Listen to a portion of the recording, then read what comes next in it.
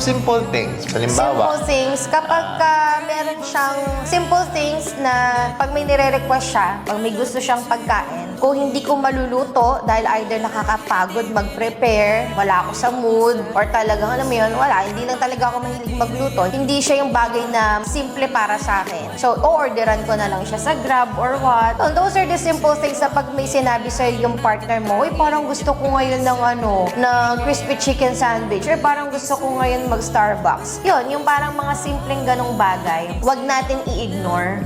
Diba? Kasi one way simple of things lang, pero pag ini-ignore mo, ano yun? it May will effect build yun. up. Yes. Ako, lalo na ako sa case ko, pag may sinasabi ako sa kanya, bibilangan ko yan. Pag hindi niya ako, kunwari may sinabi ako na gusto ko ng ganito, ng ganyan, at hindi niya ginagawa, tapos meron siyang ibang tao na, ay, naku talaga, na pagbibigyan, or agad-agad niyang ipoprovide, agad-agad bibilhin, or what, talagang yung high blood ko, kahit wala akong high blood, nagkakaroon ako ng high blood. Partner mo yun eh. Siya na yung nagsasabi sa'yo ng maayos na may gusto siya or something, so don't ignore that.